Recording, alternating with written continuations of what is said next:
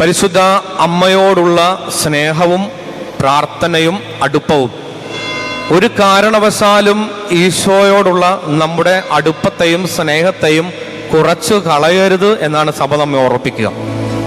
അതുകൊണ്ട് സഭ പറയും, അമ്മയോട് ചേർന്നിരിക്കുമ്പോൾ നമ്മൾ ചേർന്നിരിക്കുന്നത് ഈശോയുടെ അടുക്കലാണ്. അമ്മയുടെ മുഖത്ത് നോക്കുമ്പോൾ നമ്മൾ നോക്കുന്നത് ഈശോയുടെ മുഖത്താണ്. അമ്മയിലേക്ക് നമ്മൾ നടക്കുമ്പോൾ നമ്മൾ നടന്നു പോകുന്നത് അമ്മയോട് കൂടെ ഈശോയിലേക്കാണ്. അതുകൊണ്ടാണ് ആരാധനാക്രമത്തിൽ സഭ പഠിപ്പിക്കുന്ന കാര്യം നമ്മൾ കേട്ടത്. ഏറ്റവും കൂടുതലായി അമ്മയുടെ സാന്നിധ്യം നമ്മൾ അനുഭവിക്കുക നമ്മളിപ്പോൾ അർപ്പിക്കപ്പെടുന്ന ദിവ്യപൂജയിലാണ്. പരിശുദ്ധ അമ്മയും വിശുദ്ധരും ഈ ദിവ്യബലിയിൽ നമ്മോടൊപ്പം പ്രാർത്ഥിക്കാൻ ഇറങ്ങി വരും. അതുകൊണ്ട് ബാക്കി എല്ലാ കാര്യങ്ങളിലും ശ്രദ്ധയുണ്ടായി ദിവ്യബലിയിൽ ശ്രദ്ധയില്ലാതെ നിൽക്കരുത്.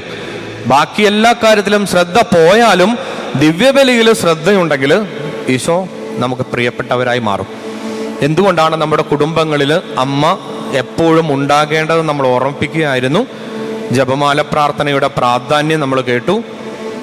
മക്കള് മാതാപിതാക്കളുടെ മാതൃക കണ്ട് വളരേണ്ടത് എങ്ങനെയാണെന്ന് അമ്മ നമ്മെ പഠിപ്പിക്കുമെന്ന് നമ്മൾ കേട്ടു. പ്രശ്നങ്ങൾ എന്തു വന്നാലും അമ്മ അത് തരണം ചെയ്യാൻ നമ്മെ സഹായിക്കുമെന്ന് കേട്ടു. അതുകൊണ്ടാണ് നമ്മുടെ കുടുംബ പ്രാർത്ഥനയിൽ ജപമാല മറക്കാതെ ചൊല്ലണമെന്ന് സഭ ഓർമ്മിപ്പിക്കുക. നമുക്ക് പ്രാർത്ഥിക്കാം.